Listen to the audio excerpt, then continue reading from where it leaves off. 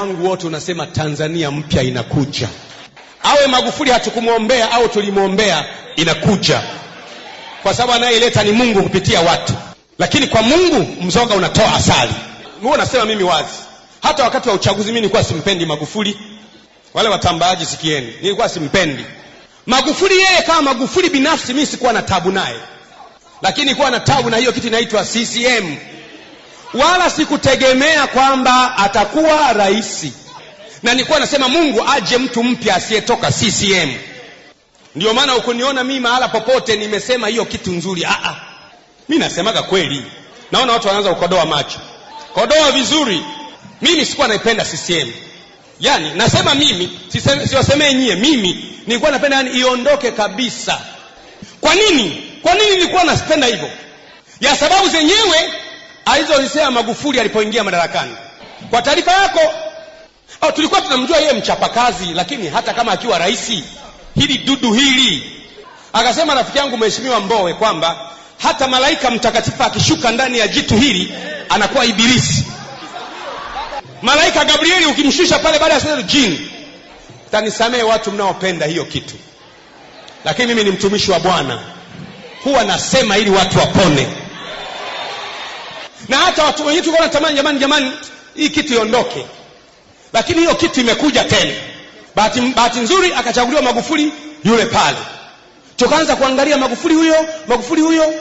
Magufuli ni mkali. Halafu anawashughulikia wale wa upande ule waliomchagua. Unaelewa sasa? Hana simile, yani anapiga tu.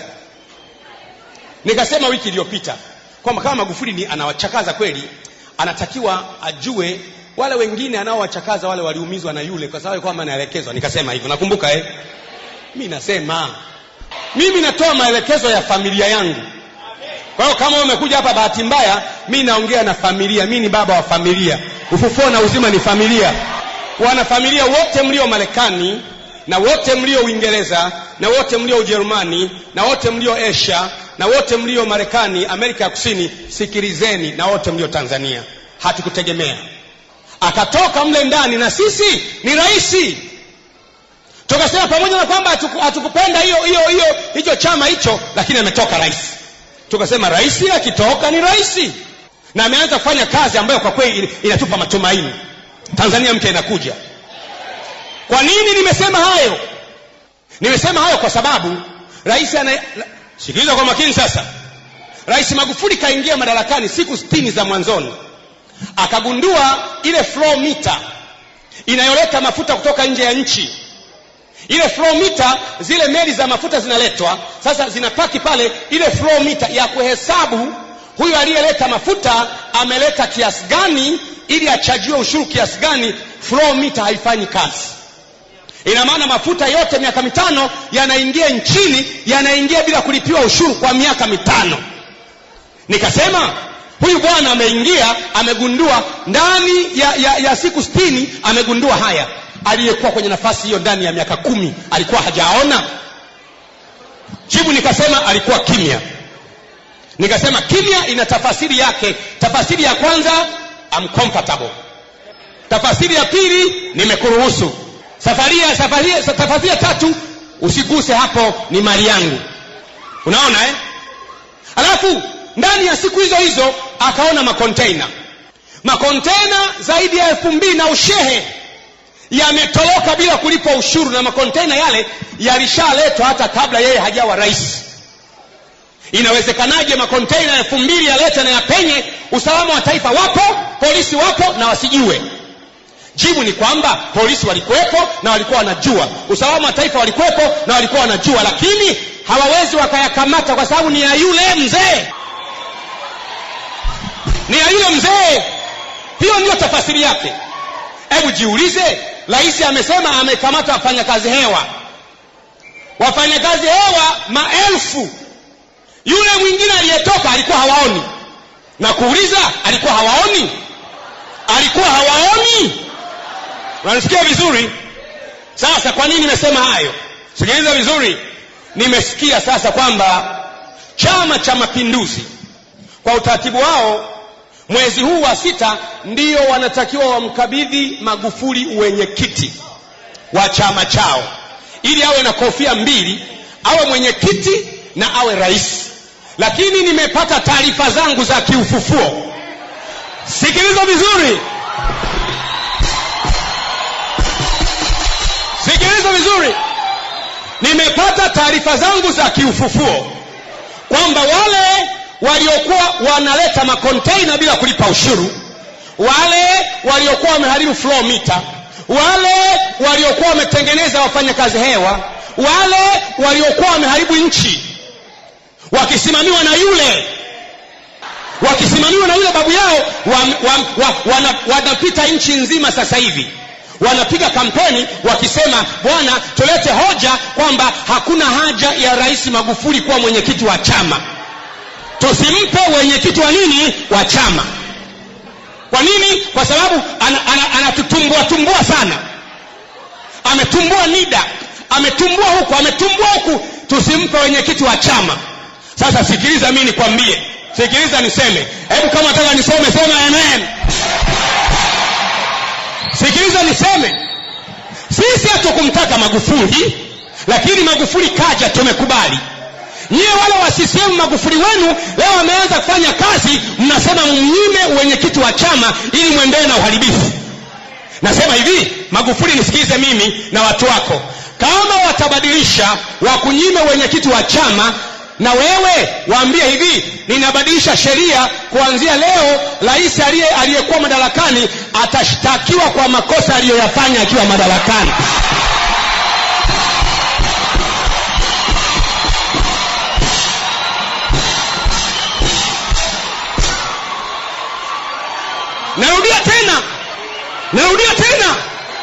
Narudia tena, namwambia Rais Magufuli kwamba kwa sababu wewe Rais Magufuli umetokea ndani ya chama hicho, unafanya mema ambayo hata sisi ambao hatukukupenda tumekupenda, hata ambao hatukuchagua tumekuchagua. Lakini hao watu wa familia yako, wao sasa wanataka wafanye hila wasikupe mwenyekiti. Na kwambia hivi, kama wakifanya hila hiyo wasikupe mwenyekiti, waachie mwenyekiti wao. Na wewe fanya hivi, mwambie waziri wa sheria na katiba apeleke mswada bungeni kwamba sasa kuanzia leo rais atashitakiwa kwa makosa aliyoyafanya akiwa rais. Waondolee kinga, alafu wapeleke mahakamani. Wewe peleka mswada kwenye bunge na wapinzani watakubali.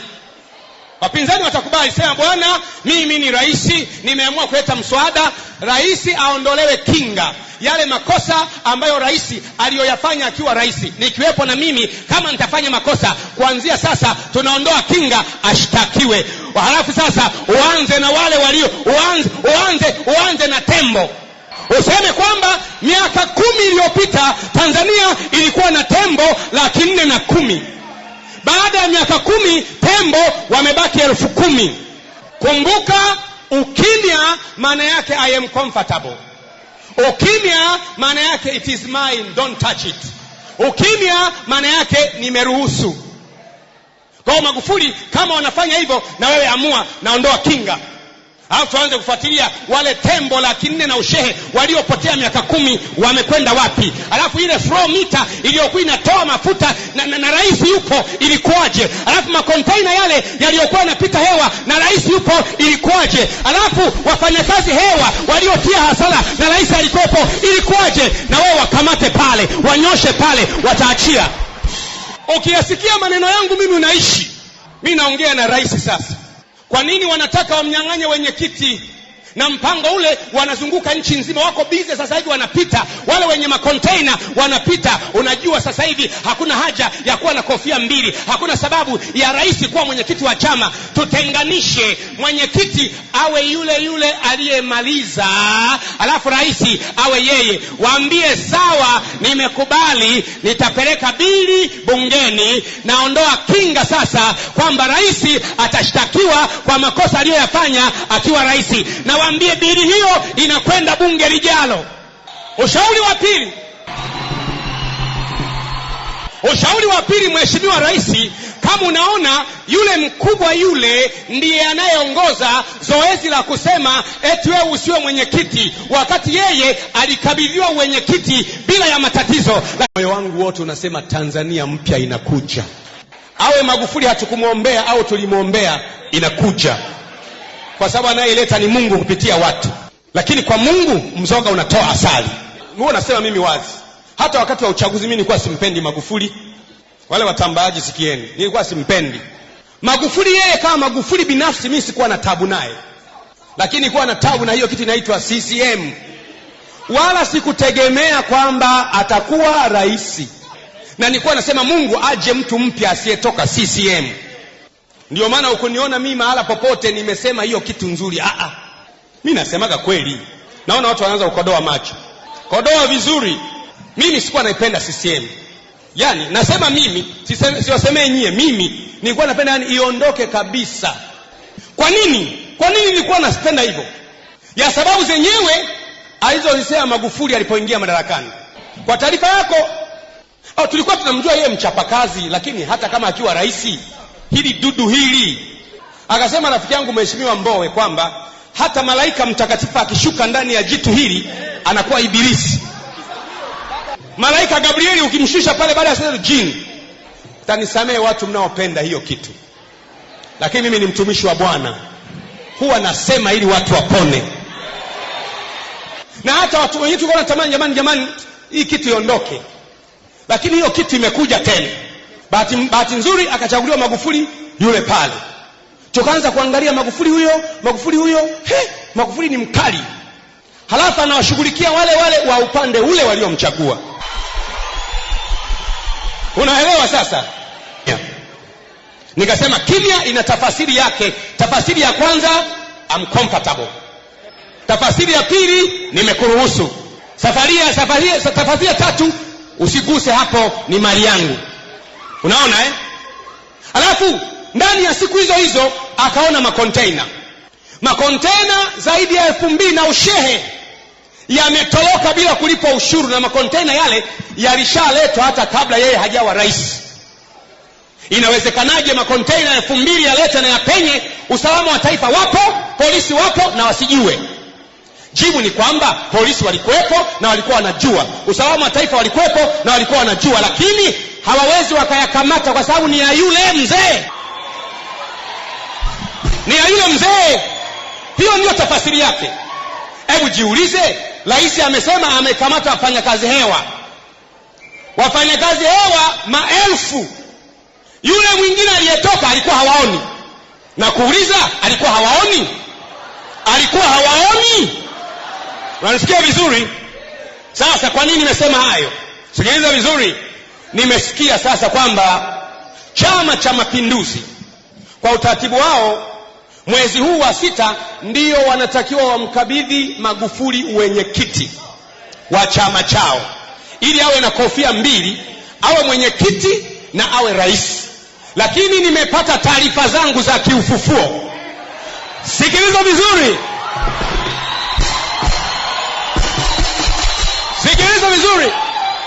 Nimepata taarifa zangu za kiufufuo kwamba wale waliokuwa wanaleta hana simile, yani anapiga tu. Nikasema wiki iliyopita kwamba kama Magufuli ni anawachakaza kweli, anatakiwa ajue wale wengine anaowachakaza wale waliumizwa na yule, kwa sababu kwamba anaelekezwa. Nikasema hivyo, nakumbuka mimi natoa maelekezo ya familia yangu. Kwa hiyo kama umekuja hapa bahati mbaya, mimi naongea na familia. Mimi ni baba wa familia. Ufufuo na uzima ni familia. Wana familia wote mlio Marekani, na wote mlio Uingereza, na wote mlio Ujerumani, na wote mlio Asia, na wote mlio Marekani, Amerika ya Kusini, sikilizeni, na wote mlio Tanzania. Hatukutegemea akatoka mle ndani, na sisi ni rais. Tukasema pamoja na kwamba hatukupenda hiyo chama hicho, lakini ametoka rais. Tukasema rais akitoka ni rais, na ameanza kufanya kazi ambayo kwa kweli inatupa matumaini. Tanzania mpya inakuja. Kwa nini nimesema hayo? Nimesema hayo kwa sababu sikiliza kwa makini sasa. Rais Magufuli kaingia madarakani siku 60 za mwanzoni. Akagundua ile flow meter inayoleta mafuta kutoka nje ya nchi. Ile flow meter, zile meli za mafuta zinaletwa, sasa zinapaki pale. Ile flow meter ya kuhesabu huyu aliyeleta mafuta ameleta kiasi gani ili achajiwe ushuru kiasi gani, flow meter haifanyi kazi. Ina maana mafuta yote miaka 5 yanaingia nchini, yanaingia bila kulipiwa ushuru kwa miaka 5. Nikasema huyu bwana ameingia, amegundua ndani ya siku 60 amegundua haya. Aliyekuwa kwenye nafasi hiyo ndani ya miaka 10 alikuwa hajaona? Jibu nikasema alikuwa kimya. Container bila kulipa ushuru, wale waliokuwa wameharibu flow meter, wale waliokuwa wametengeneza wafanyakazi hewa, wale waliokuwa wameharibu nchi, wakisimamiwa na yule babu yao, wanapita nchi nzima sasa hivi, wanapiga kampeni wakisema, bwana, tulete hoja kwamba hakuna haja ya Rais Magufuli kuwa mwenyekiti wa chama, tusimpe mwenyekiti wa nini, wa chama. Kwa nini? Kwa sababu anatutumbua sana. Ametumbua NIDA, ametumbua huku, tusimpe mwenyekiti wa chama. Sasa sikiliza mimi nikwambie, sikiliza niseme. Hebu kama nataka niseme, sema amen. Sikiliza niseme. Sisi hatukumtaka Magufuli, lakini Magufuli kaja, tumekubali. Nyie wale wa CCM Magufuli wenu leo wameanza kufanya kazi, mnasema mnyime mwenyekiti wa chama ili muendelee na uharibifu. Nasema hivi, Magufuli, nisikilize mimi na watu wako. Kama watabadilisha wakunyime mwenyekiti wa chama, na wewe waambie hivi, ninabadilisha sheria kuanzia leo, rais aliyekuwa madarakani atashtakiwa kwa makosa aliyoyafanya akiwa madarakani.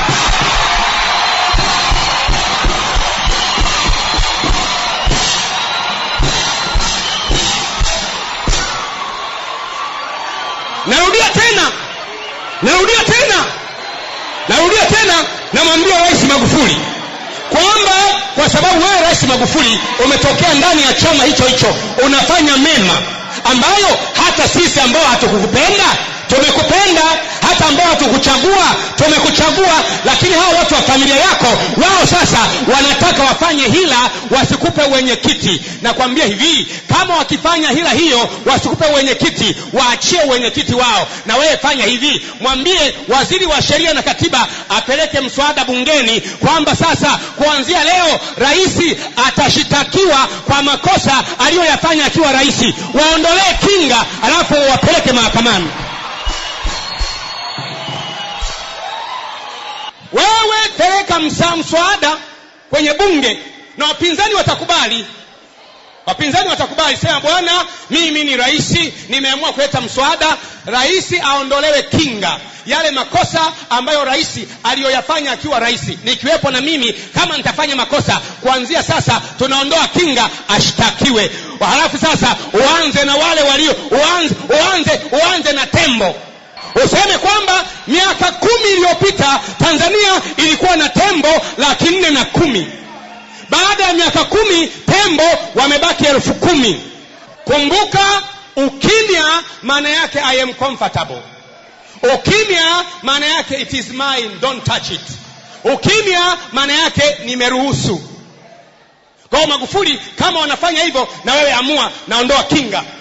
Alafu tuanze kufuatilia wale tembo 400 na ushehe waliopotea miaka 10 wamekwenda wapi. Alafu ile flow meter iliyokuwa inatoa mafuta na rais yupo ilikuwaje. Alafu makontaina yale yaliyokuwa yanapita hewa na rais yupo ilikuwaje. Alafu wafanyakazi hewa waliotia hasara na rais alikuwepo ilikuwaje. Na wao